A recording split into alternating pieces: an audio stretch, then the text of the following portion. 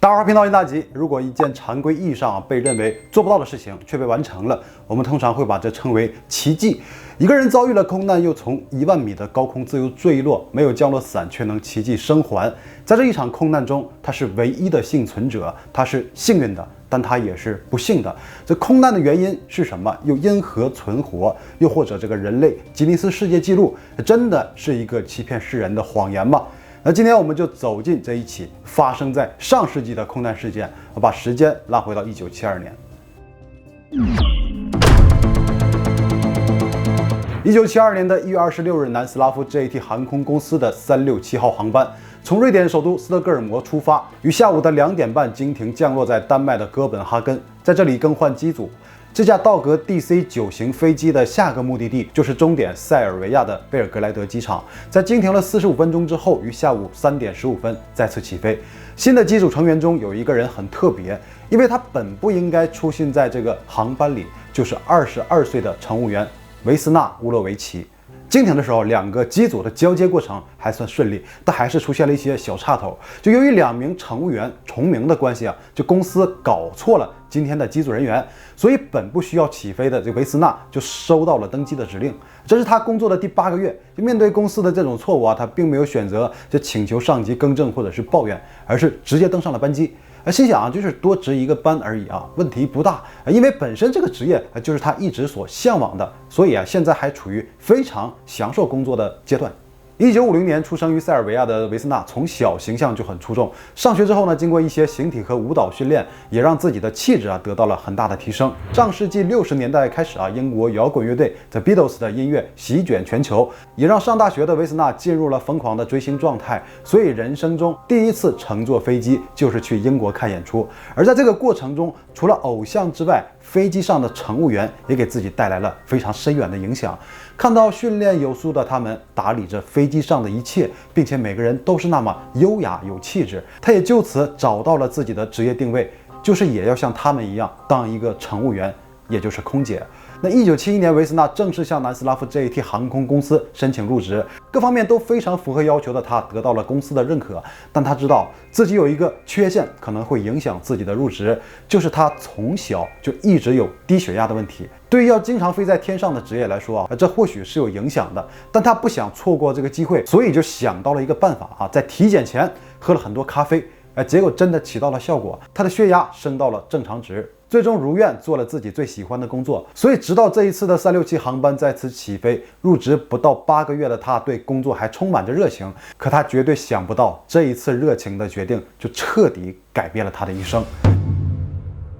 这一趟航班有23名乘客和5名机组人员，一共是28人。很快飞机就拉升到了3万英尺的高度，也就是1万米。进入了平稳状态后呢，维斯纳发现不知道是出于什么原因，今天所有的机组人员互相交流很少，都显得很平静，就氛围就不太对他的内心就产生了一丝异样的感觉，就是感觉哪里不对劲。那具体的话自己也说不出来。4点01分，航班刚刚达到捷克斯洛伐克的境内，维斯纳刚给乘客分发完食物，回到工作间，突然间机体就发生了剧烈的晃动，紧接着货舱的位置传来了巨大的爆炸声，爆炸让机体出现了一个破洞，有乘客直接就被吸到了空中。随后飞机马上开始解体，机组成员和乘客全都随着机体高速下坠。然而此时的维斯纳却非常幸运，他被餐车给卡在了机尾的角落里，所以没有被甩到空中去，可以阻挡不了他和机体从1万米的高度以每小时200公里的速度急速坠落。由于极度恐慌以及强大的气流让他无法呼吸，维斯纳很快就失去了意识。很快机体就坠落在了捷克斯洛伐克境内，然而在坠毁前，维斯纳的幸运还是得到了延续。机体坠向的是一片雪山，那山上密集的大树加上厚厚的积雪，这都起到了很好的缓冲作用，让最终的冲击力得到了最大程度的削减。随着一声巨响过后，机体也再次粉碎。由于是机尾部分，所以就没有发生爆炸。随着机体的碎片落地之后，就是一片平静了。附近的村民都听到了这一声巨响，所以就迅速地赶到了现场查看情况。看到的是让所有人都震惊的坠机场面。但是奇迹发生了，村民们在残骸之中发现了已经失去意识的维斯纳。他只剩下很微弱的呼吸。有个村民很有经验，阻止了所有人要把他抬到别处的计划。先是对维斯纳的伤口进行了紧急处理，又在场找到了棉布和织物，裹在了他的身上保暖。救援队不久之后也赶到了现场，迅速将维斯纳转移到了当地的医院。他们说，如果在这之前没有进行这些紧急治疗，或者擅自把他抬起来，维斯纳都撑不到现在。因为由于巨大的冲击力，他全身多处骨折，挪动过程稍有不慎的话，就会造成严重伤害。那医生们看到这个从万米高空坠落的生还者，呼吸微弱的维斯纳已经是全面性骨折，头骨、脊椎、腿骨、肋骨、盆骨没有一处完好。可即便在这样的伤势下，他竟然还能活着，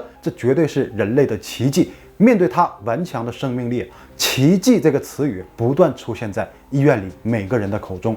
可他还是面临着随时恶化的可能。当地马上集结了最好的医生，多日抢救，维斯纳终于脱离了生命危险。可是经过诊断，由于他伤到了脊椎，下半身已经是瘫痪的状态了。维斯纳经历了1个月的昏迷之后，渐渐苏醒过来。当他睁开眼睛，看到医护人员，在所有人期待的目光中，他开口说了第一句话：“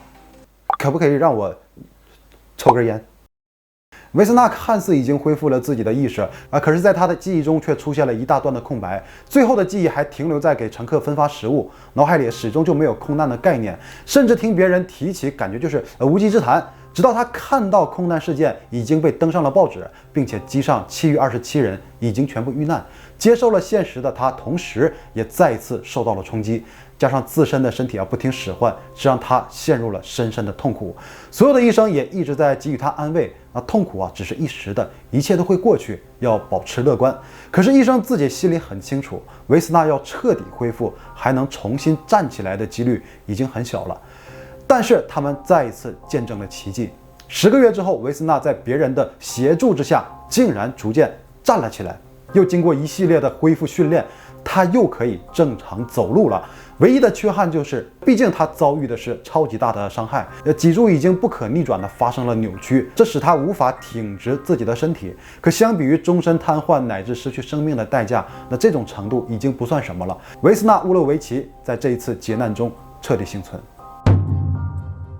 后来经过专家的分析他之所以能够存活下来，首先是飞机的餐车把它卡在了角落，就很大程度抵挡了下降时强大的气流，所以即便面对-50度的低温，它在角落里的温度也被尽量给保留，血液没有被瞬间冻结，又幸运地坠落到了一个雪山的缓坡，被树木和积雪减缓了冲击力。除此之外，或许还有一个重要的因素，这个机体从万米高空坠落到地面大概需要2分钟。万米高空的气压和氧气浓度是非常低的，人一旦暴露在那样的气压条件下，吸入的氧气减少，体内的氧气也会逐渐流失，生理机能就会发生障碍，严重的会因为内外压力差、血管爆裂而亡。而维斯纳没有遭遇到这种情况，那可能就是因为他本身的低血压，或许这个身体缺陷就冥冥之中就救了他自己一命。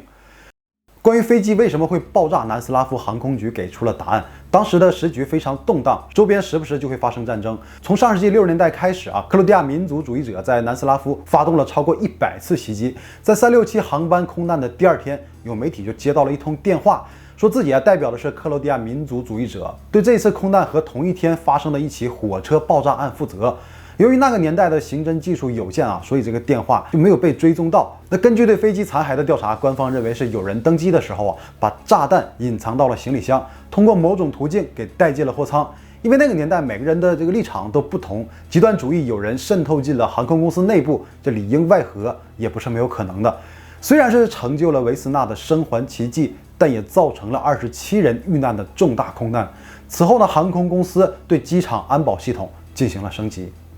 重新回归社会的维斯纳并没有离开他热爱的工作，但经过评估，他被认定已经无法再从事空乘的职位，所以他被转成了文职，日常处理一些文件。他也享受着难得的正常生活。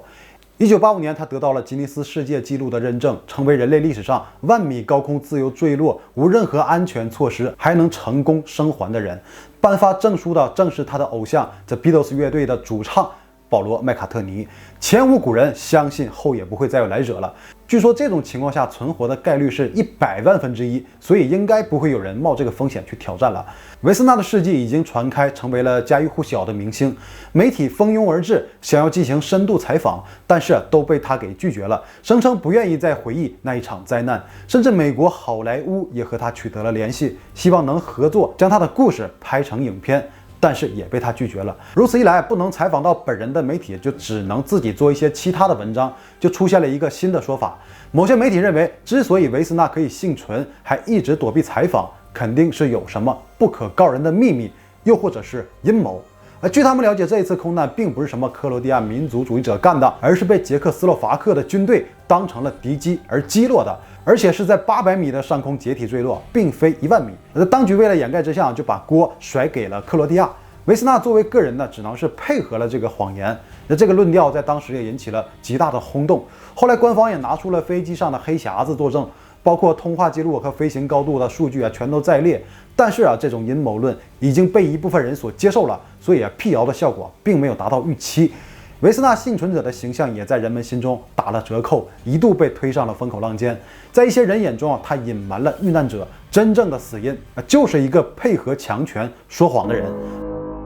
面对这些猜疑，维斯纳选择了回避。为了过上平静的生活，他在后来搬了家，并且改了名字。1975年，他找到了自己的另一半，不过10年后，两人还是因为某种原因分开了。对于空难的事情，维斯纳35年缄口不谈，直到2007年11月才接受媒体采访，还原了这个空难生还的故事和一些细节。可是作为幸存者，他并没有感觉自己很幸运，这也并不是什么值得炫耀的事情。空难的场景每天都会在自己的脑海里闪现，也不断出现在自己的梦里。面对自己的幸运和其他20多人的遇难，从恢复记忆开始就一直生活在愧疚当中，这种沉沦也是影响自己婚姻的重要因素。他离婚后呢，独自生活在贝尔格莱德的一座小公寓内，因为身体遭遇过严重的伤害，所以健康一直都是困扰自己的问题。可他唯一的生活来源只有每月很少的政府补贴，他可以在空难中幸存，却逃不过现实的折磨，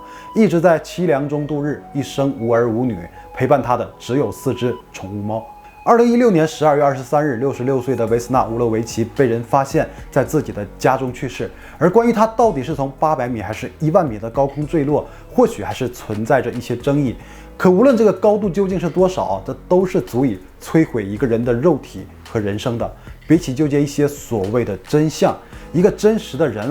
更应该得到来自所有人的关爱。人们对他当时所经历的事情无法感同身受。对于幸存者来说，苦难并不是一时的，而是从事发的那一刻开始，一直到走完自己的人生。